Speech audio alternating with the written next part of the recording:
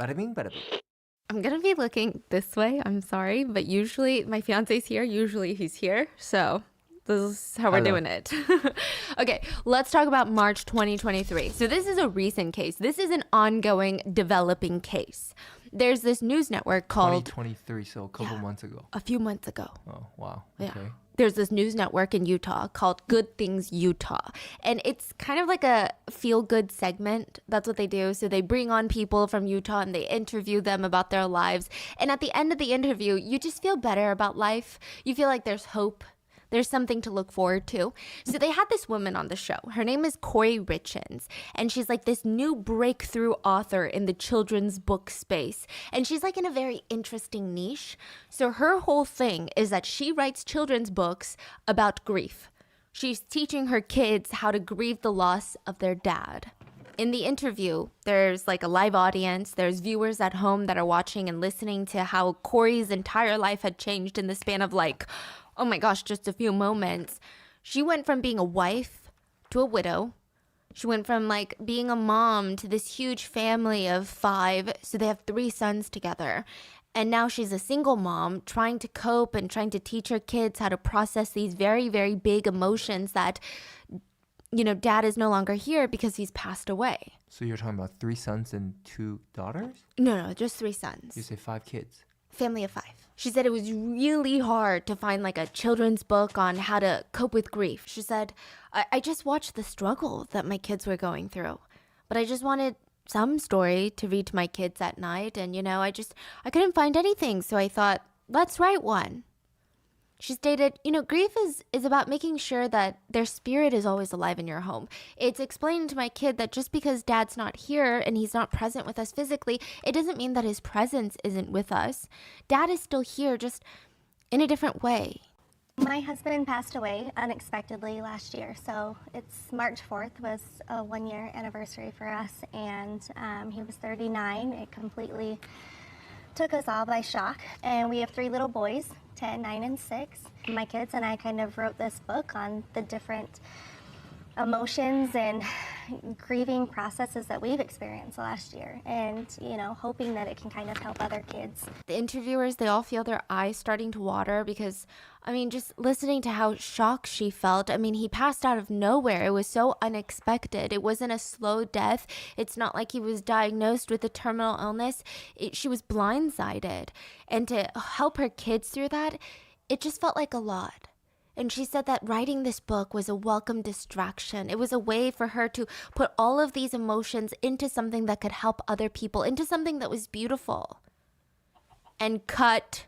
The cameras were off. The interviewers, they shake Corey's hand and they give her words of encouragement like, your sons are so lucky to have you. You're an amazing mom. Don't sit. No, you're doing the best you can. And they know that it's going to get easier. They're saying all these nice things. The host of the show, they see Corey off and they start to head back to their office. They sit down, open up their laptop, and they get a new notification. An anonymous email. All it said was, you know she killed her husband, ...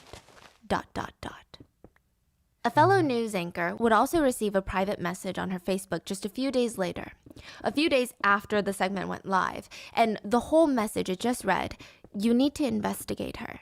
She's a suspect in the husband's murder. The staff at Good Things Utah had just spent the day with an alleged murderer and had absolutely no idea. And soon they would find themselves back on the topic of Corey Richens' new book, but this time they would be updating their audience that she was in jail for murder. This is the case of the viral case of the, quote, child book killer.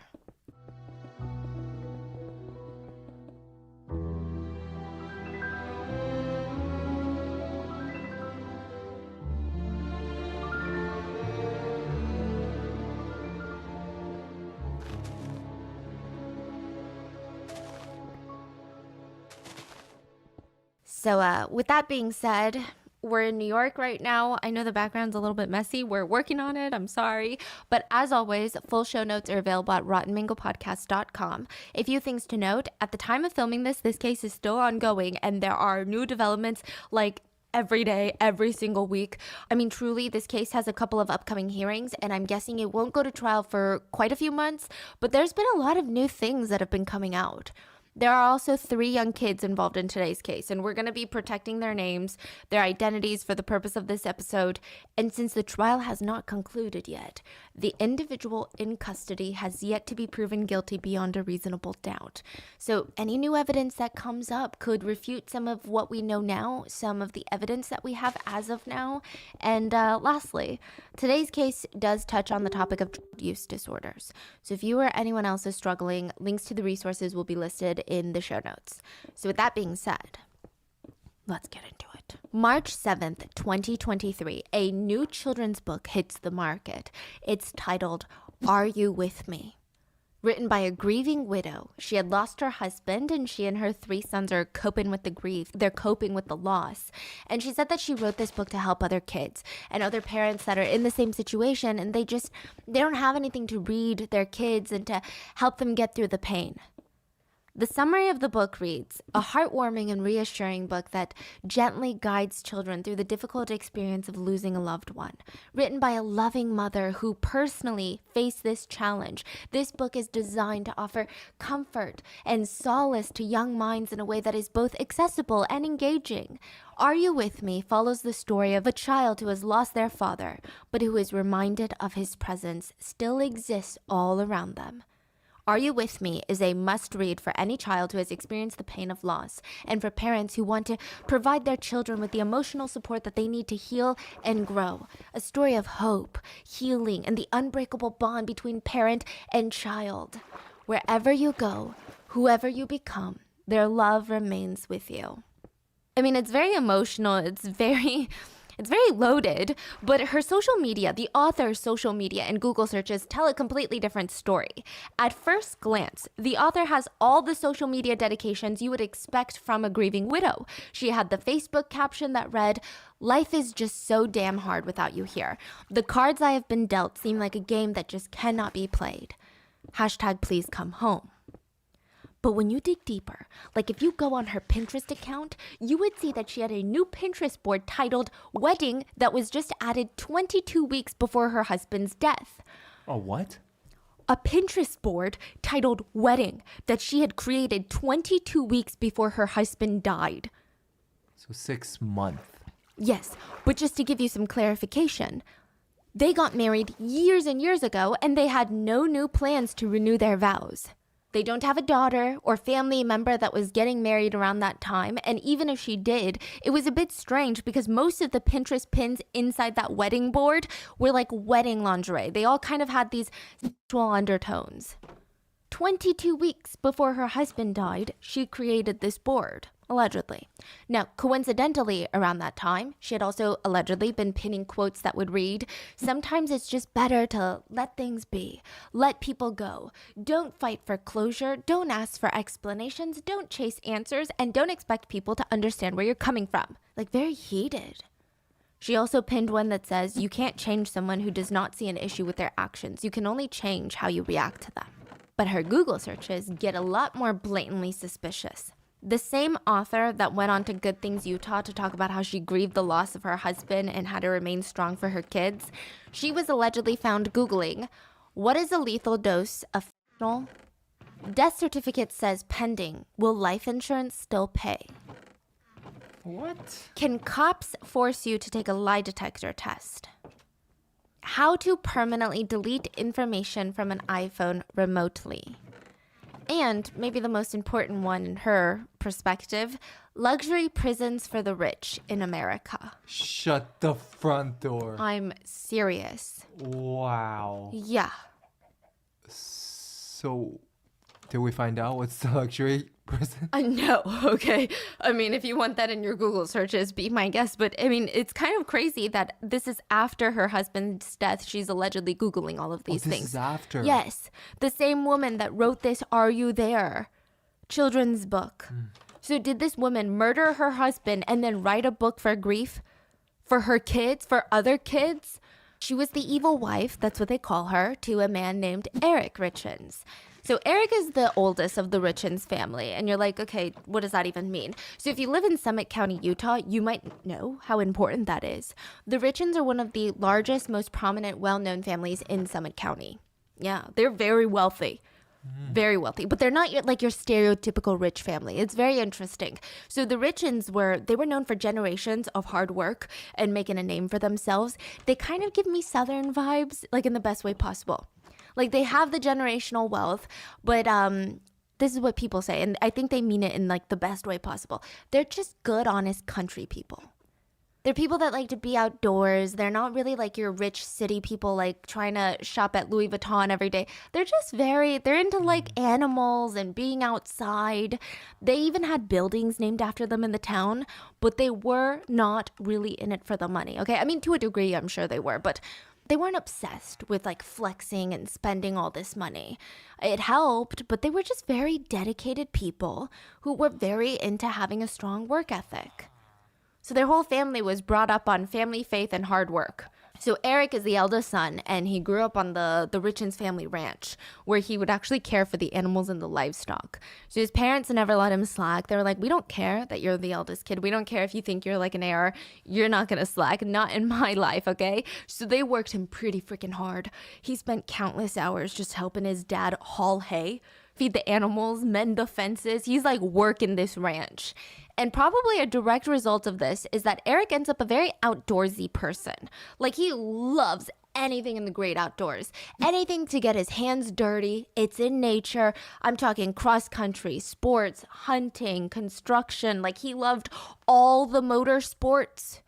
Probably not Formula One, maybe Formula One, but like he loved like ATVing, like that kind of motorsports. So like when you think of boys and their toys, like you think of trucks and Nerf guns, but like men and their toys are just bigger versions of that, okay? So he like loved the guns, the boats, the snowmobiles, the ATVs, and this is exactly what Eric loved to do in his free time.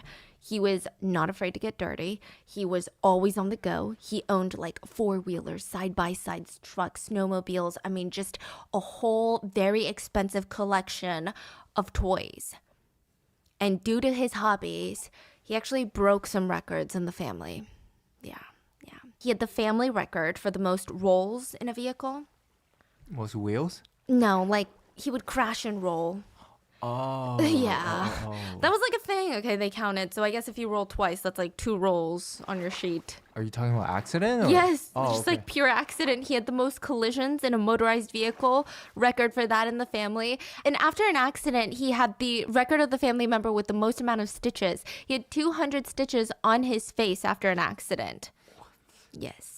And according to his family and friends, there was like never a dull moment around this guy. Whether it be him showing up to a family dinner with no socks and no sleeves on his shirt, and you're like, Eric, you're missing sleeves. I know, like it looks like you like ripped them off. He's like, oh yeah, I was driving down the countryside. There was no bathroom, so I had to use that. I went outside and you get it, okay? So sometimes he'd call you and you'd have the most casual conversation like, hey, Eric, what's going on? And he'd just act like nothing's going on. And then at the end, before you hang up, he's like, so by the way, I'm upside down in an ATV right now. I need you to come pick me up and probably let the authorities know. You're like, okay, maybe you should have told me this in the beginning. So he was someone that really liked to surprise people, you know? You just never knew what you were going to get with this guy. So after graduating high school, Eric goes on a 2-year mission trip to Mexico City, and he learns Spanish fluently. I'm telling you, this guy lived like 25 different lives. And everyone in Mexico City called him Rico while he was there. And they did it in a very like endearing way. Everyone there could feel his appreciation for Latin culture, and they just really liked the guy, okay? He was a people person, but not even the way that most people are. Like, meaning people person means like you're good with people. Eric didn't even have to try. I think that's what made people like him. He was just very naturally likable. He was a walking party. Even when it came to serious things like work, working with Eric was always a good time. Eric would come back from his mission trip and he started his own business with a good buddy of his named Cody Wright. So the two start this successful masonry business from the ground up. And it was called C&E Stone Masonry.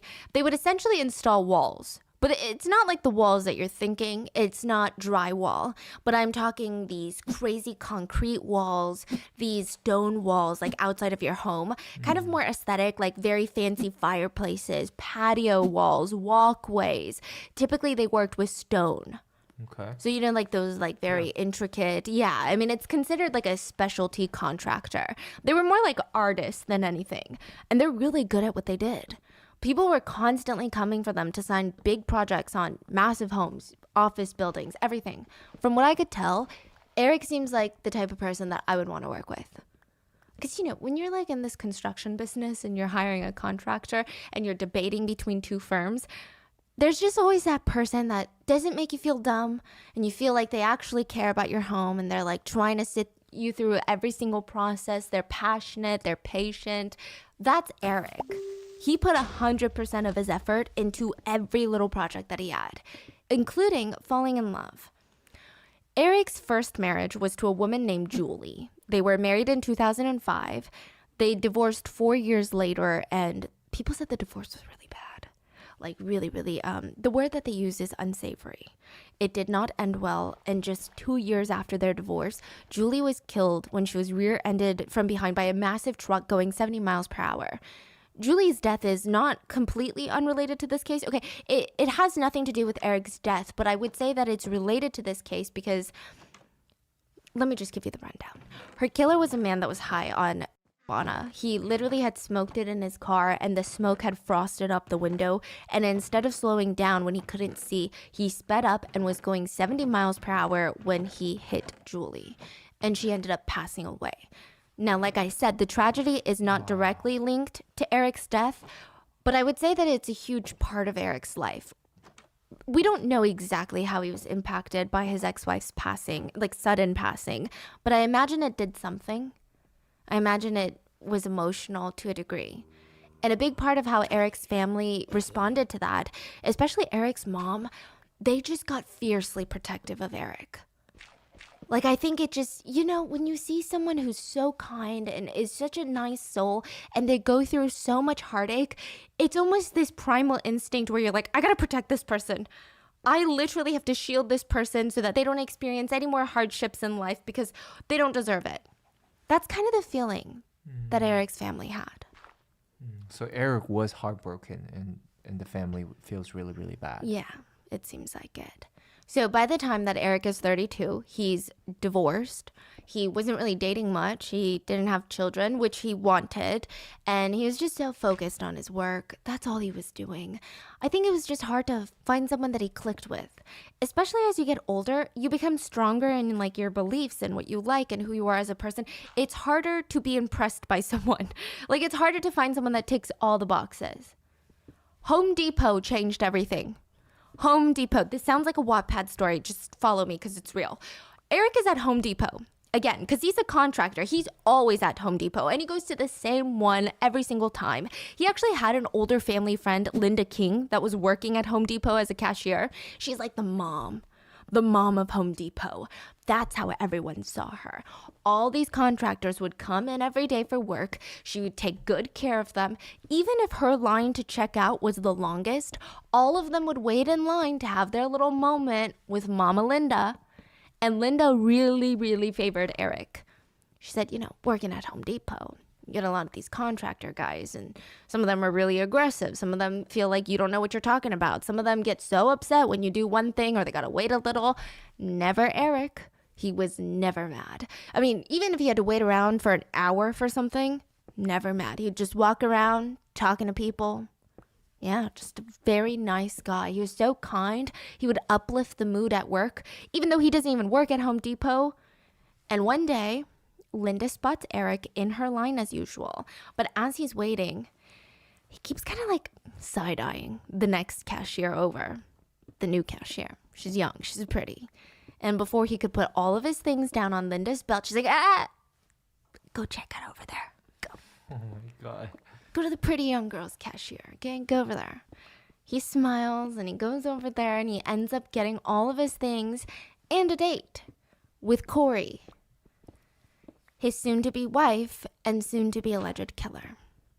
Linda thought I was kind of perfect. Like back when they first started dating, they were so adorable. They were so patient with each other. They had like the same sense of humor. Linda said they were glued to each other. I mean, I thought it was perfect. I thought it was a fairy tale romance. I mean, that's what I thought in my pea brain.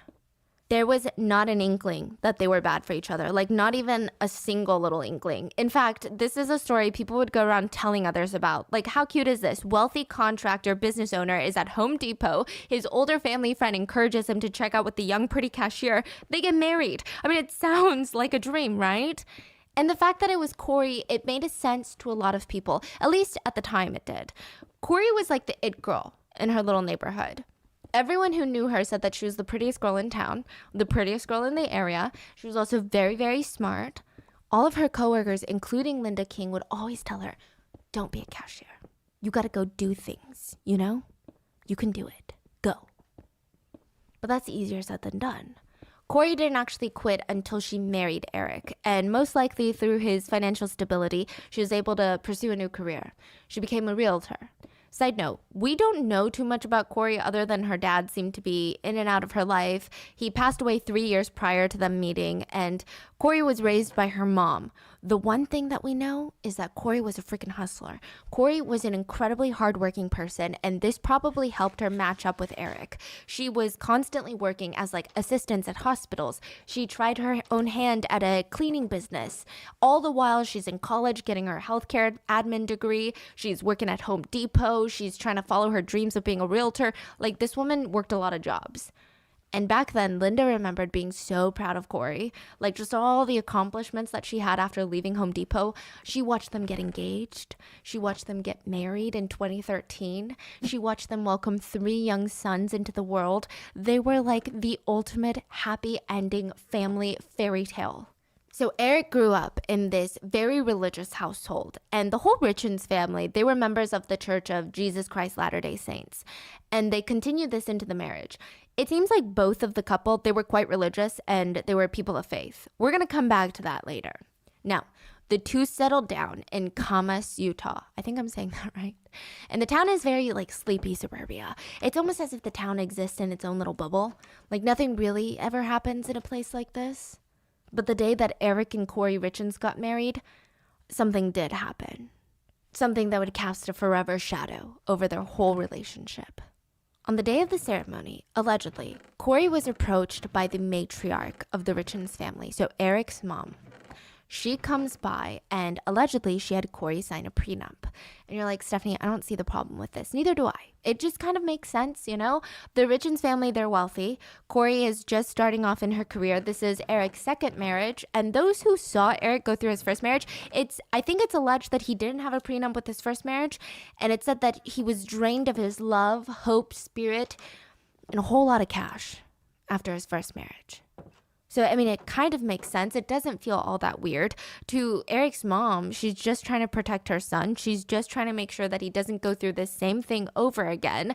You can't really blame her. And Corey did not object. She's like, yeah, absolutely. I'll sign whatever you want. Let's sign it right now. So the document and their wedding certificate were signed June 15, 2013. Under the terms of the prenuptial agreement, if Eric and Corey were to be divorced, Eric's assets and Corey's assets would be split as if they were before they were married. So basically, all of Eric's wealth would go back to Eric. Any houses, rental properties that he had, they would all be Eric's. Any cars, vehicles, all of that. And then Corey's wealth would stay Corey's. It's definitely a bit more complicated than that because there's like community property and all these things. But that's the main gist. What was Eric's, and what was Corey's was Corey's. Now, Eric's mom ensured that there would be no mistake in case of a divorce. Like, there would not be another repeat of Eric's first marriage. Under the condition of Eric's death, however, and this is pretty standard in prenuptial agreements, everything that the couple had, including everything that Eric had, would go to the widow or the widower. Again, very normal for a prenuptial agreement because, you know, when you divorce, of course, you don't want your partner to get your things, I guess, because you're divorcing because you don't like them, right? But when you die, you want to make sure that they're taken care of. So in the case of Eric's death, all of his assets would pass on to his wife to ensure that she would have enough to support any offspring that they had. Now, most people drafting prenups don't assume that their spouse is going to kill them for it. And clearly, Eric's family, they all had Eric's best interests in mind.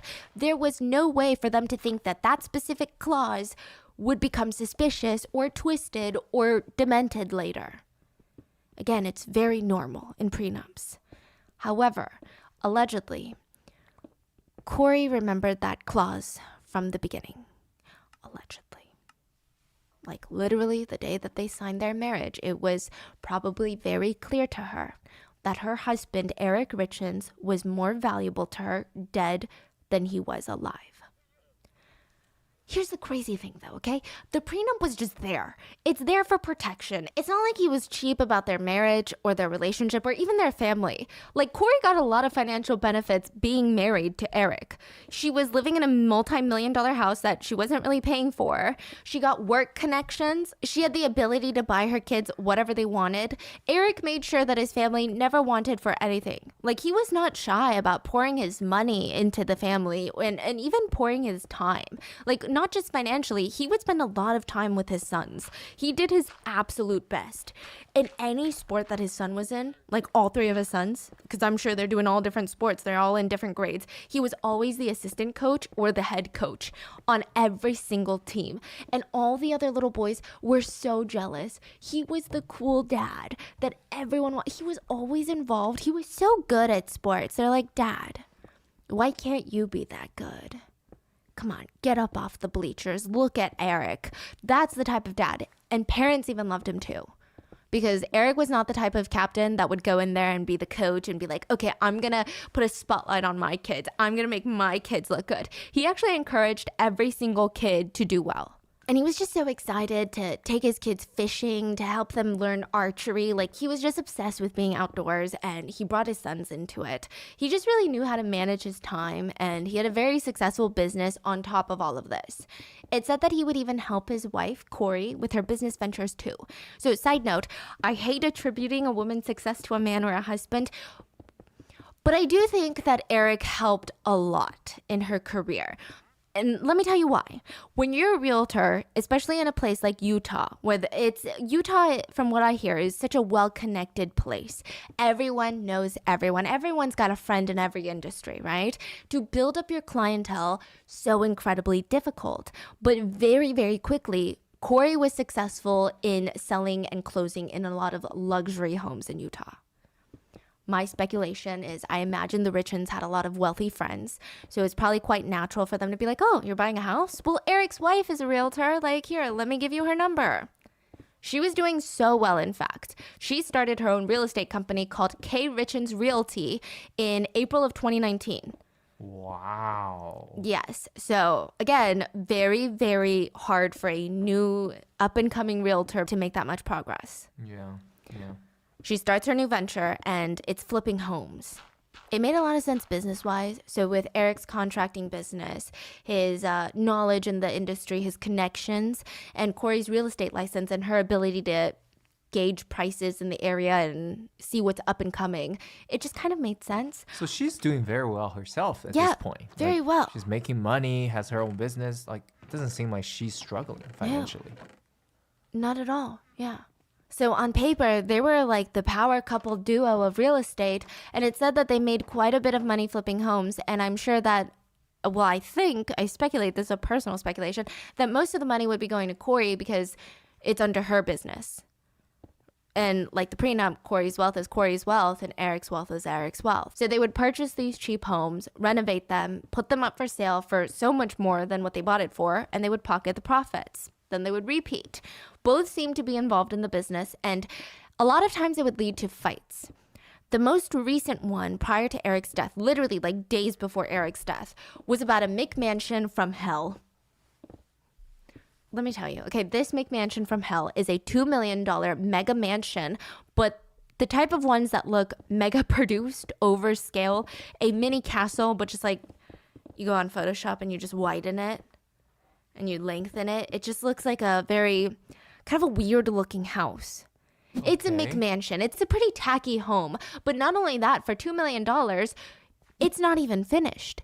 It's just walls and windows. There's no drywall on the inside. Everything is that like scratchy wood. There's no flooring. There's no lighting. I mean, it looks like the house is probably made from very cheap materials. Just everything, looking at pictures of this house, it screams a money pit, and I'm not even in the real estate business. The house is sitting on 9 acres of unlandscaped land. There's no pool, there's no landscaping, there's no fence, no gate, and it's not in an established neighborhood. If you look at a Google Maps picture of this McMansion from hell, it's smack dab in the middle of nowhere. I would be terrified to live in the middle of nowhere like that. And I'm not talking the middle of nowhere as in like, oh my God, it's like the countryside. No, that's beautiful. I'm talking, it looks like you drive off a highway and there's like businesses nearby, and you drive down a road and then it's just your house, no other houses. Just like you and 9 acres of unfinished land and an unfinished home. Can you just imagine how much money needs to be poured into a project like that to flip it? And then when you flip it, imagine how small your clientele, your potential buyer pool becomes, because how many people buy $10 million homes? How much could you really sell it for? And the amount of time that you would have to pour into this project, it would be a behemoth to finish. It was honestly a dumb idea. Everyone who knew anything about real estate was like, that's a really dumb idea. There's a reason that no one's buying that unfinished house. And she bought it? She was like, I need to buy it. She just loved it. She loves it. 20,000 square feet of unfinished home in the middle of nowhere. And Eric is like, that is the dumbest business idea I've ever heard in my life. We are not buying that. Like, that's not happening. There was even a guest home that's also unfinished. Like, can you imagine the show that you are getting yourself into, the black hole of money spending? Like, oh my gosh, I don't even know if banks want to be involved in this. It was bad. And you would think that if Corey is going to take advice from anyone, it would be her husband, who has a very successful multi-million-dollar business that's connected to this industry, that's almost directly related to the real estate industry. Corey was hooked on this house. Hooked. I don't know if she thought this was going to up her prestige in the business world, where she goes from a regular house flipping person to a real estate developer, if that's what she's imagining in her head. I don't know why she's hooked on this home, but she's like a dog barking up a tree, cannot get over this house. Now, can I just say something? I don't even think that she's that great at her job. So I don't think that she would be capable at flipping this $2 million house. And that's a personal opinion, but I will back it up with something. Lawsuits were filed against Corey by a couple who bought a home from her. And they stated that the house was sold to them under the impression that it was fine, but it had significant leaks and toxic mold growing in the home. And it said that these were pre-existing conditions due to improper installations. So these are hazardous levels of fungus in the basement, as well as other areas of the residence. And they didn't find out through inspection? No, I guess not. And it's... Then that's inspection's problem. Okay, mister. But they're saying that Corey knew. Oh, she withheld the information. Yeah. Oh, and wow. then she like covered it up. Oh, that's shady. Yeah. So that's what they're alleging in the lawsuit. I don't know where it's going to go because, you know, when it comes to stuff like housing, it can get very emotional, and I don't know what's going on, but I'll just say, I don't know if she knows exactly what she's doing. So just bear with me. Eric vehemently denied his wife's request to purchase and flip the McMansion from hell. I feel like he had to be involved. He was involved for some reason. It's not like Corey could just go and close on the house herself. He was involved, and I'm not exactly sure why, and I'm sure it's going to come out during the trial. So the two are fighting so much about it that Eric decided that he would just go ahead and pretend to buy the house. He would put in a super lowball offer on the McMansion from hell just so he could show Corey, like, look, I'm doing something, all right? But he had zero intention of closing on this house. And if you've ever purchased a home, it's typically a long, drawn-out process where you have banks, inspectors, realtors, everybody's involved. Putting in a lowball offer is basically doing nothing because most likely the sellers won't take it. And even if they do, there's contingencies, there's inspection periods. It's a lot. So Eric tells his family that he has no intention whatsoever of actually purchasing this home. He was going to be telling Corey very, very soon. So that means Eric is about to deliver some very bad news to Corey. March 4th, 2022, Eric is found dead. And there is a discrepancy in the 911 call. Some say that it is more than a discrepancy. It's a blatant sign of guilt, but I will let you come to your own conclusions. March 4th, 2022, 3 a.m. 911, what's your emergency? The call was coming from the Richlands residence, and Corey was explaining to dispatch that her husband was cold on the floor of their bedroom and she was freaking out. She thought that he was dead. She explained how she had gone to sleep in one of the sons' rooms because one of the sons was having a nightmare, and she had just snuck out at like 3 a.m. to go back to the primary bedroom to sleep in her own bed, and she found her husband, the love of her life, cold, dead on the floor near the base of their bed. She told them that she tried to do CPR, but he was cold. He was cold. Police cars, multiple police cars, ambulances, they all show up to the residence and they're lighting up the entire calm suburban street with chaos of the worst kind. I mean, emergency services, they run in, they're performing life-saving measures on Eric Richlands, but it was too late. 39-year-old Eric would be found dead. There was nothing more that they could do. And after a moment of silence for Eric, after the medical team and the police felt that disappointment of having to tell another grieving family member that their loved one is gone, they noticed it. The discrepancy. Corey, the wife, had been telling dispatch and the officers that she had performed CPR prior to their arrival, but there was blood dripping from Eric's mouth and his body was seemingly untouched. Because the blood was so clean, like if you had been performing CPR, it would have smeared a bit. They did not believe that she had performed CPR on her husband. Now, this alone is not enough to kickstart an investigation into someone, but that someone is the wife. So you have to admit it's a bit strange. You would imagine that most people's responses would be to freak out and cradle their loved ones in their arms and you're doing everything that you can. You're panicking, you're doing CPR, you're shaking them, you're trying to do everything. Even if you don't know how to perform CPR, you would most likely try to mimic what you see in movies or in documentaries. I mean, of course, there's exceptions to this. Like if there's been a clear homicide, maybe you wouldn't perform CPR. But in this sense, your husband who is healthy out of the blue collapses and you don't attempt CPR, but you tell people you did, it's a bit strange. Now, another discrepancy is that the police asked Corey what they were doing that night. And this is just like a preliminary questioning of we just want to fill in the blanks. We don't really know what's going on. This isn't a homicide investigation as of right now. We're just trying to figure out. And she said, oh, yeah. So earlier today, we were celebrating closing on a new home for the business. They're like, what? Closing on the $2 million house for the business. So at first, the police did not think anything of this because they didn't know that the couple were fighting about this. But she continued, our 3 sons had gone to bed and we were going to wind down. Eric asked for a drink and for some THC edibles, so I served him a Moscow Mule, which is like a vodka-based cocktail with lime juice and ginger beer, and she brought him an edible. They're hanging out, having a blast, and then one of the sons wakes up and is like, oh my God, Mom, I can't go to sleep. I had a nightmare. So Corey goes to tuck him back into bed. She's reading him a book, and she falls asleep on her son's bed. She states very clearly that she left her phone charging in the primary bedroom. Then she wakes up at 3 a.m., sneaks back into the primary bedroom, and discovers Eric on the floor. So the first discrepancy is she said that she performed CPR. Police do not believe that. Later, the authorities find out that they would not be celebrating the closing of this house because Eric never wanted to close on this house. So that's another discrepancy.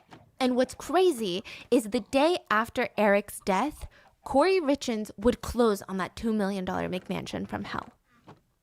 And with that, the police would slowly but surely unravel the ups and downs of the couple's very dangerous relationship, including the Grease incident.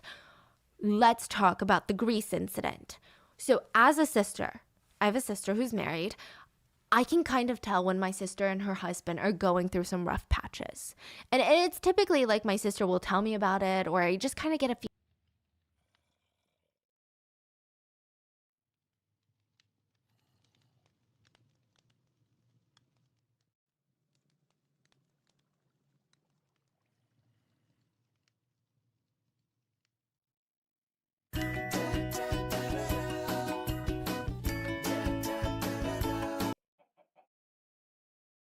feeling that they just seem more tense. And most likely it's like an unforeseen life obstacle, or like when they first had kids, their identities are shifting, they're becoming parents, but nothing is too alarming about it. Like you expect that in a marriage. It's not going to be great all the time. But Eric's sisters were shocked at just how bad Eric's marriage was getting. He informed his sister that he would be making her the beneficiary of his will and estate. So even if he died, Corey would be getting nothing. Wow. Yes. Not only was he going to make her the beneficiary of his will, but he was going to move all of his assets into a trust, a living trust, that she would be the benefactor of, or the whatever of. Has he done it yet? Yes, he did it. Oh 3 my years gosh. before he passed away. Like secretly? Secretly. Wow. And of course, the sister's going to ask, like, oh my God, like, whoa, what's going on? Why would you make me? I mean, you can trust me. I'm not going to say anything and I'm not going to do anything with your money, but something must be going on. Like, you don't just do that. You don't just do that to your wife if nothing happened. He states that Corey had allegedly started stealing from him back in 2016. She was taking money from Eric's accounts and racking up debt in his name without him knowing. Allegedly doing so she could fund these really bad real estate house flipping ventures that he was not on board with. Corey had allegedly pocketed $100,000 from him, borrowed over $30,000 from his credit cards, and borrowed about $250,000 by using a fraudulent power of attorney. Basically like signing for personal loans because she had power of attorney. Yeah. Okay. She forged his initials on documents that allowed her to act on his behalf without his knowledge. Court documents filed by prosecutors don't disclose the exact date that Eric found out about Corey stealing, but we know for sure that by October 2020, Eric had met with a divorce attorney and an estate planner. It said that Eric confronted her about it and Corey admitted to taking the money. She apologized to her husband and all of that, but she probably had her fingers crossed behind her back because she just kept doing it. Like, she was not going to stop anytime soon. Allegedly, she went as far as taking money that Eric had set aside for federal taxes. Eric's sister would hear about this in bits and pieces throughout the years, and however, something in 2020 would scare Eric so profoundly that he opened up to Katie and told her everything that had been going on behind the scenes. So you know how Eric changed his will so his sister would be the beneficiary instead of Corey? He also changed his life insurance beneficiary. He made his business partner, Cody Wright, instead of Corey, the beneficiary. The reason being is he felt like if he passed, the money from the life insurance would buy Eric out of the business so that C&E would still go on to be successful without selling to a third party, without bringing in another partner. So, I mean, this just is another thing that shows how much Eric cared for the people in his life. And this is another thing, like I was saying, the prenup is there, but Eric was not a cheap person. He was not someone that was stingy and nickel and diming because he was rich and you were not. Like, he genuinely cared for the people in his life. Money was not the ultimate end game for him. He cared about his legacy and his business and all these other things. In January 2022, just a few months before Eric's death, Corey had found out that Eric had removed her from the life insurance policy. She allegedly logged into Eric's life insurance account and changed it back. Changed it from Cody back to herself. That's crazy that you can just change it like that. I know. Like, what? That should not be okay. Yeah. Yeah. What? Yeah. So after finding out about this, Eric is feeling very uncomfortable. He draws up a new living trust to give him some peace of mind, and he did this without telling Corey. He changed all the beneficiaries from literally everything from Corey to his sister Katie and his business partner Cody Wright. And it's important to note that Corey would not even be able to think about touching his business if he passed. He made sure of it. He was adamant about it. The Richens family legacy ran deep. The Richens, the siblings, they were raised to be fiercely loyal. So it was very clear that Eric trusted his sister and Cody way more than he did his own wife. And this distrust would be confirmed in early 2022 when Eric was alerted that Corey had gone into his account and changed it back to her name, right? So this is bad. He's letting his sister know everything that's been going on. He's like, she knows now. And I don't know what she's going to do now that she knows. So as of right now, just to make it very clear, Corey knew that he had changed his life insurance beneficiary to his business partner. But as of the day of his death, she is under the firm belief that the prenup is still in place and that she will still be the beneficiary of all of his assets. So his assets are one thing, his life insurance beneficiaries are another thing. She had no idea that he had transferred all of his assets to a living trust. Eric confided in his sister that he was afraid that his wife would kill him for his money. Now, this concern is undeniably valid. Not only would Corey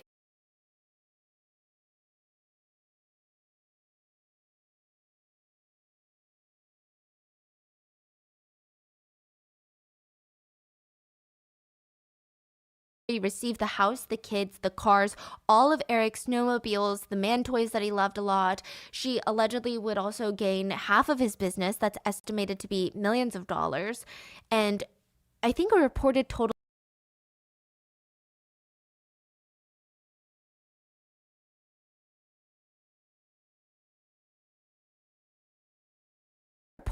of at least 4 different life insurance policy payouts. Payouts reportedly bought between 2015 and 2017, only 2 years after they were married, and the aggregate death benefits were close to $2 million. That's just cash. Which, side note, Eric didn't even know about half of these life insurance policies. Corey had bought them without him knowing just 2 years after their marriage. Again, can you do that? I guess so. Like, you can just buy life insurance for someone without they knowing? Think you can. Or maybe she forged it. Yeah. And you know, people who kill for life insurance policy, I don't understand, because this day and age, that's like the number one thing police are looking for. Yeah. Yeah. Yeah, and there's a million ways to find.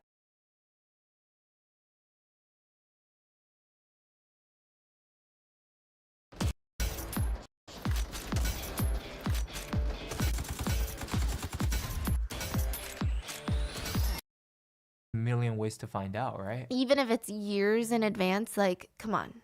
Or one day when the technology gets there. Yeah. Yeah, I mean, it's crazy. So, I mean, it just sounds very fishy to me. Like, hey, we just got married. We're both young. We have no health issues. I got a prenup that says I get more money if you're dead than alive.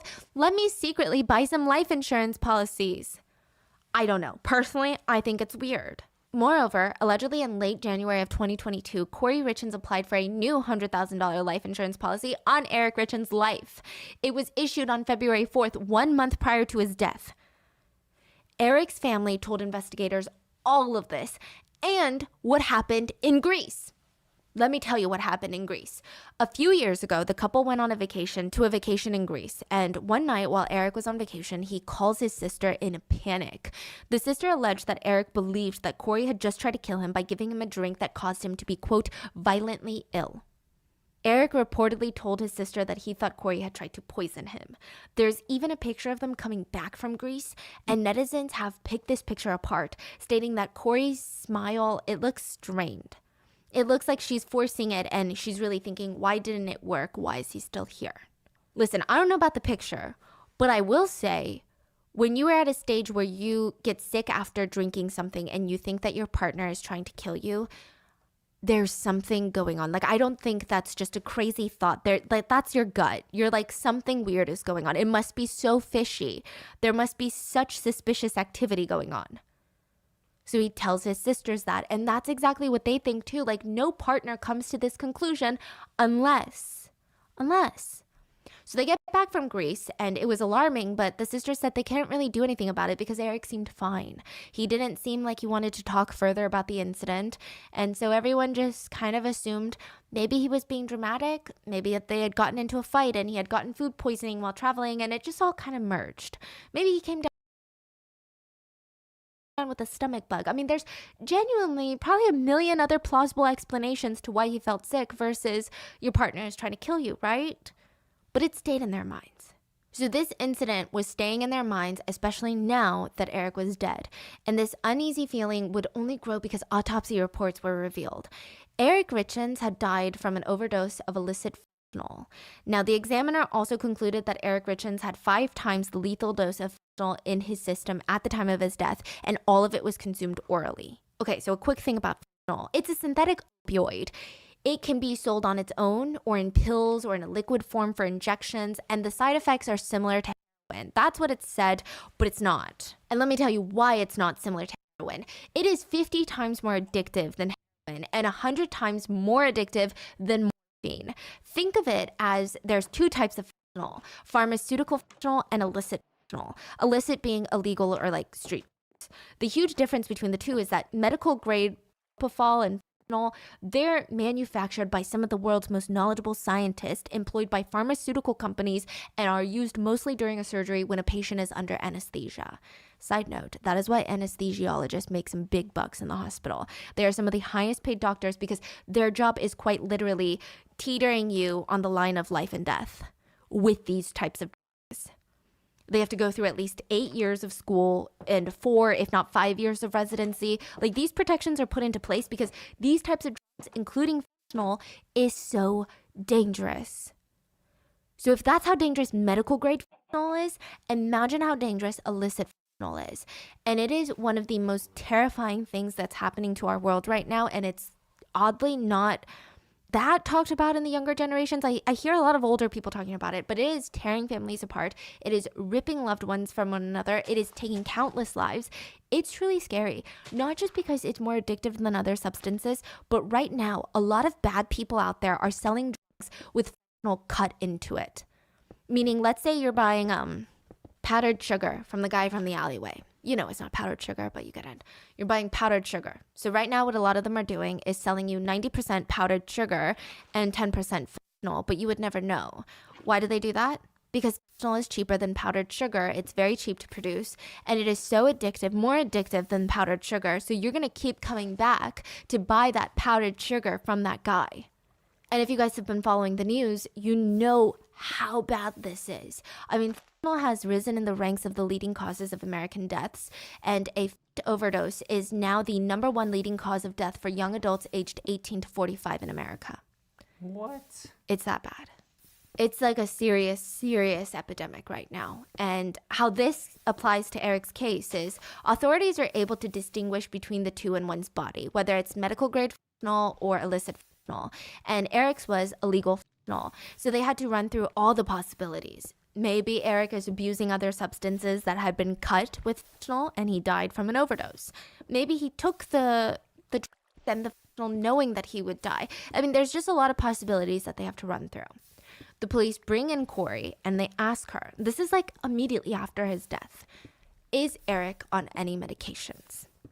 Again, I think they are trying to get the right answer from Corey, but they're also trying to gauge her reactions and how someone responds to these types of very regular questions.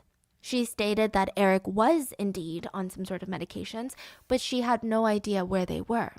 She said, and I quote, "The maid just puts them in random places." She followed this up by informing the police that Eric had, quote, "a pain pill addiction in high school, but I don't think he's had any substance abuse issues since then." Kind of planting a seed. So a few weird things to note, okay, about her response. Corey and Eric had 3 little children at home. So if there are young kids in the house, why aren't the meds being put in a child-proof location in a specific spot? And how are you as a mother just so casually saying, I don't know where they are, the maid just puts them in random places? You're a mom. Like, that sounds insane to me. And second of all, most people are saying, if I had a partner that just died, I'm not telling the police that he had a substance abuse problem in high school, even if it's true. I'm not telling them that. Why would I tell them that? It's in my best interest not to tell them that because I want to know what happened to my husband. I don't want them to chalk it up to probably substance abuse, case closed. That's very true. So it's like she's planting a seed almost. Yeah. Another thing is, most people in Eric's life are like, what are you talking about? He had no problems in high school. Now, I will say that teenagers and people, they can be very secretive, but I mean, every single person, even his sisters that he had been close with his entire life, they said he had no substance abuse problems. Unless you consider like an edible once in a while. Like, this is crazy. So these comments, they just add to the bizarre actions of Corey Richins after her husband's death. So while all of this is slowly, so very slowly being uncovered in the investigation, Corey Richins is oh so very busy. She would play, some say in quotes, some say she's doing it, the part of a grieving wife and mother. She would go on to write and publish and promote her new children's book on grief, dedicated to her late husband, Eric. The police could do nothing but continue to investigate while they watched and rewatched her interviews about grief. While they analyzed her facial movements and her body language, they had to watch her play America's Sad Widow while they personally believed that she was guilty of murder. So she also knows she's under investigation. Yeah. The police were finally able to get a search warrant, and this blew the case wide open. One crucial thing to remember is, do you guys remember, Corey stated that she had put her phone in the master bedroom when she had fallen asleep in her son's room. So it was left charging. Yes. Right, so from, let's say, like midnight to 3 a.m., her phone was not in use. It was charging in the primary bedroom. Forensic techs were able to find deleted messages from Corey's phone that had been sent and received around the time period she said that she was not using her phone. On top of that, they have all the evidence that Corey's phone was unlocked and locked a number of times during the hours of the night. You can't even unlock your phone without people knowing, okay? Just keep that in mind. Yeah. So to play devil's advocate, sure, Eric could have been the one opening and closing and playing on his wife's phone, but the deleted messages seem to point in a different direction. Between December 2021 and February 2022, court records showed that Corey had been in contact with someone that has been known in the courts as CL. That's how they're identified right now, as an accomplice of Corey's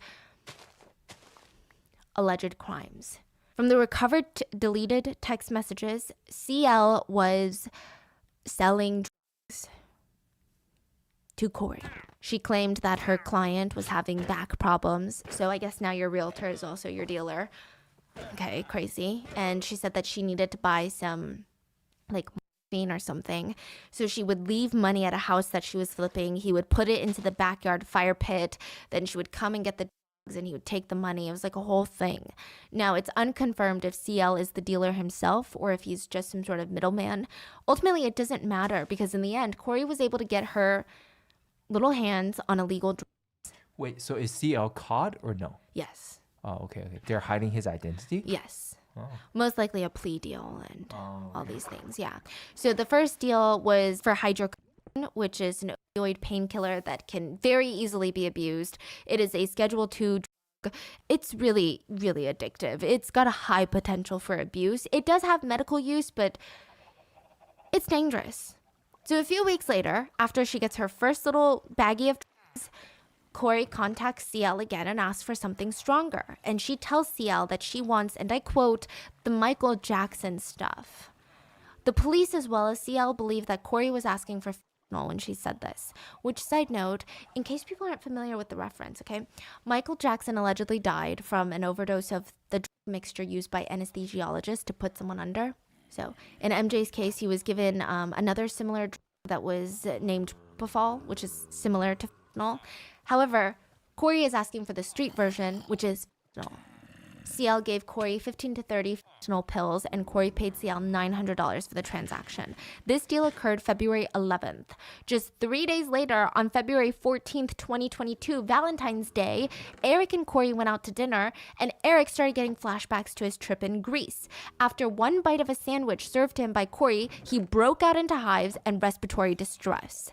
He reportedly self-administered his son's EpiPen as well as some Benadryl before passing out for several hours. He told a friend about this.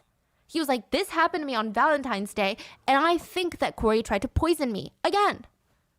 And remember, this is about a month after Eric found out that Corey knew he had removed her from the policies and she switched it back. So his suspicion and fear for his own life was only growing exponentially. And allegedly, on February 26th, Corey asked for another $900 worth of fentanyl pills from CL. And according to CL, they got the pills for her, left them at the outdoor pit in the same Midway flipping home. That would mean Corey picked up the second load of pills worth $900 6 days before her husband's unexpected death by fentanyl poisoning. Just 1 week after the alleged failed Valentine's Day poisoning. So with all this new evidence, the police arrest Corey Richens for charges of aggravated murder, first-degree felony, and 3 counts of a second-degree felony possession with intent to distribute a controlled substance. I believe the 3 sons are being taken care of one of the Richens family relatives. They have filed for guardianship, And there's just a lot of loose pieces, so I saved them for the end. After Corey found out that she wasn't getting anything after Eric died, she assumed that she was going to get all the assets. She sued Eric's sister for what she thought that should be hers. Corey filed for her insurance payouts and collection of Eric's assets, believing the prenup was still in place. But she found out that Eric himself had removed her and put his sister on there instead 3 years prior. I mean, okay, so in the world of estate planning, I imagine like there's a lot of, and I'm not sure, so don't quote me on it, but I believe that when someone is, you could argue that someone is in cognitive distress. Like when someone changes their will like a couple days before they pass, or when they have dementia, you could try to fight it in court. But when it's 3 years prior, it's like pretty, come on, you know, what are you going to say? And after she found out about this, Corey sued Katie, the sister. This legal battle is all occurring like in the year after Eric's death, along with the subsequent police investigation that's going on like at the same time. Corey is suing Eric's sister, Katie, for I think $3.6 million. She's stating that their family home was $1.4 million. She wants $200,000 of their personal property, about $2 million for the rights to the C&E Stone Masonry, the business, as well as like $3,000 that she had made once for the mortgage payments. Oh, and she said that she helped with the renovations of the home, which costed about $100,000. And she took care of all the landscaping in their family home, which is about $7,000. Yeah. She maintains that Eric had no right to transfer her share of the property into the trust, and he did so with the intent to hinder, delay, or defraud her. Yeah. Listen. It's just really messy. Eric's sister, Katie, vehemently disputes almost every aspect of her former sister-in-law's claims. And according to court documents, Corey's name was not on the home's deed. And in June of 2022, Katie countersued Corey and stated that Corey did not purchase or in any way contribute to the purchase of the family home. Evidence of this was the fact that she was just a cashier at Home Depot, and like, sure, she could have saved up money, but like, it's a very expensive home, and there's no proof that she had contributed that much money, if that makes sense. Katie also states that she's not trying to get money from Corey by filing this countersuit. She simply wants the claim dismissed and wants the attorney fees and court costs paid off. That's it. What's even crazier, it's also been alleged that the morning after Eric had died, the day that Corey had closed on the McMansion from hell, she held a gathering to celebrate Corey's new business venture. The day after the death? Yeah. Wow. So there are allegations that Corey physically assaulted Eric's sister once she found out that she wasn't getting any assets, but the only source I could find on that claim was the Daily Mail, so I don't know. We just have to wait and see where the lawsuit goes, as well as the trial. The case went very viral because, well, you have the children's book, the interview that Corey had on Good Things Utah, and a lot of netizens have picked that interview apart. They noticed that Corey was strangely wearing this big brown leather jacket with a hood. There's a reason you never see people on TV wearing hoods, unless it's for a show. Like for an interview, you never see people wearing hoods. What's a hood? Hoodie? Like a hoodie. So she's wearing a hoodie and then a brown leather jacket. You don't see that outfit a lot on cameras because it's very heavy for these interviews. It's like up to your neck. It kind of makes your proportions not look great. She's also sitting with her legs crossed and her hands holding her legs. And a body language expert named Patty Woods said, again, this is not very standard clothing for an interview. And typically, like, these producers will tell you like kind of the general vibe of what to wear, right? And she wore this. She wore these heavy things. She wore these colors. She wore the hood because what it does is it protects someone. So like you ever feel anxious or you ever feel like you're doing something that maybe you feel like you shouldn't be doing, you probably feel more subconsciously comfortable in a hoodie where more of your body is covered. Like your neck is a little bit shielded. You feel like not all of you is exposed. Netizens were also very quick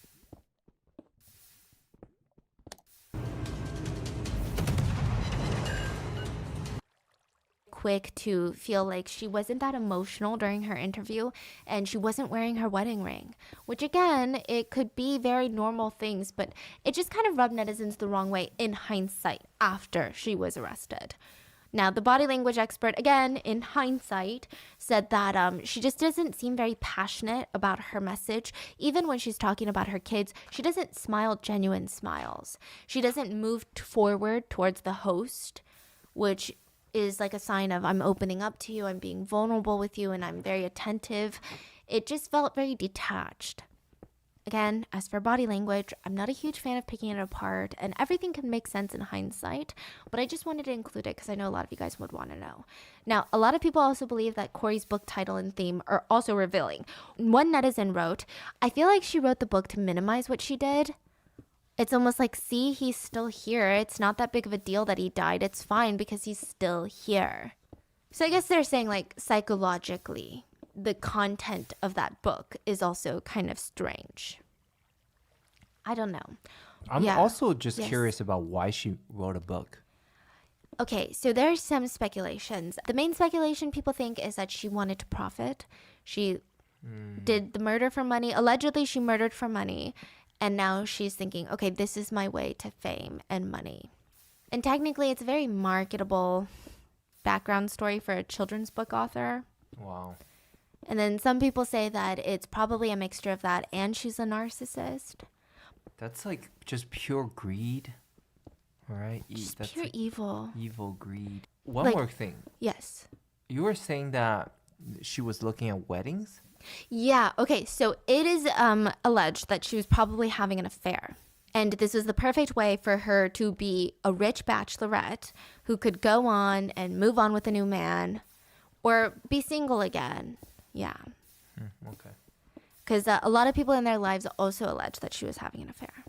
There was recently a trial hearing a few days ago, and side note, Corey pled not guilty. But Amy Richens, Eric's sister, shared a victim impact statement, and she said, Eric is gone, and I'm brokenhearted. He was my best friend and protector. I can never talk to him, never hug him, never even be a part of his life. She also alleged that Corey would tell the kids that Eric, their dad, didn't like them and that the Richens family were evil and didn't like them. And she would constantly try to use the kids to her advantage. She would constantly manipulate them into being away from their own father and the father's side of the family. And she said, I never knew evil like that existed. How can someone value human life so cheaply? I cannot comprehend it.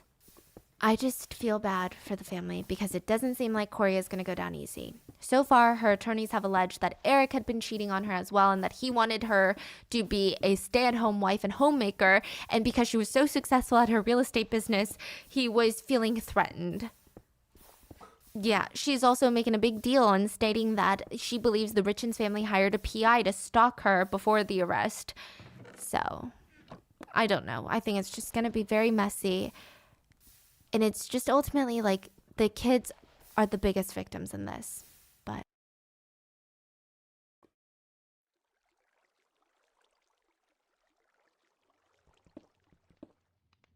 here's everything you need to make the easiest stone generator in Minecraft. So we're going to start by placing down 4 double chests against the corner, just like this, all in a row, just like that.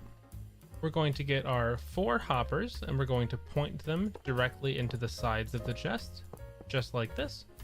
Now we're going to surround the entire lower layer around the hoppers with whatever solid non-burnable block you want. I'll use stone bricks for this tutorial.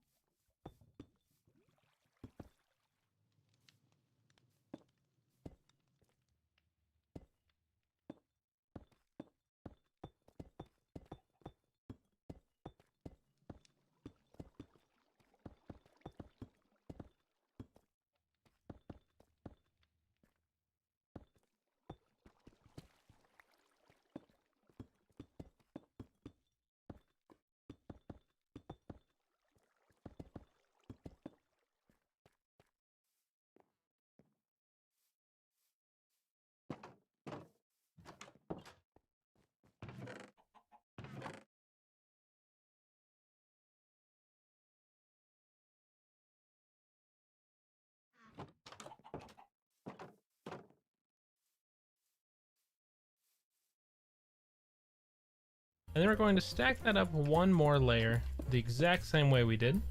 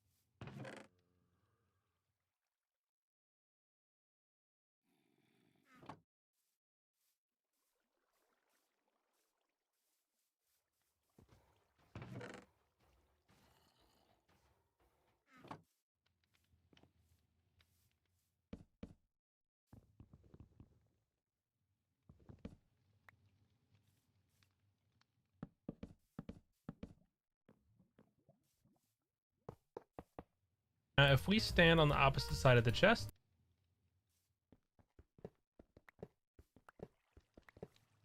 layer, lower sides of the chest.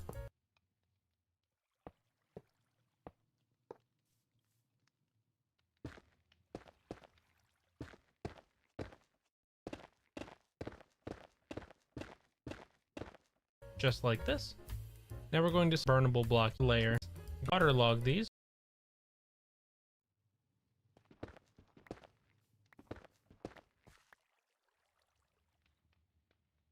With a bucket. Now if we stand on the opposite side of the chests, grab our stairs and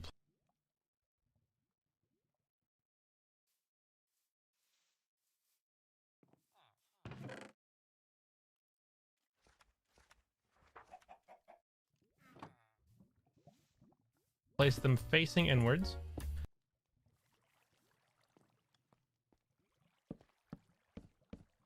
We can now waterlog these with a bucket of water. Just move these around. There we go.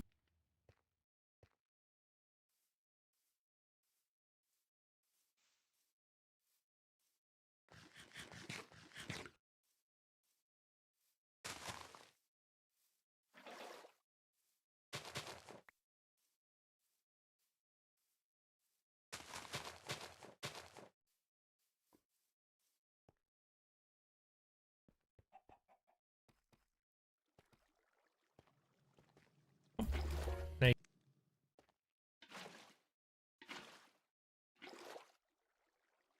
you can see that the water is pouring over, facing inwards. We can now waterlog these with a bucket of water.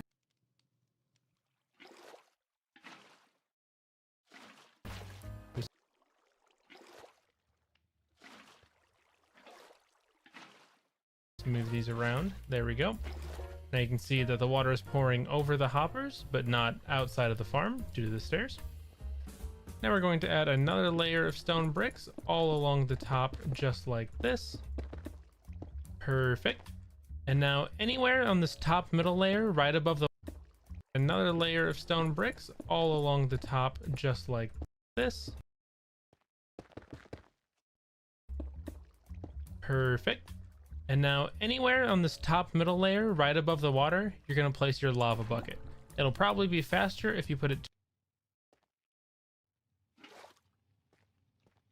towards the center.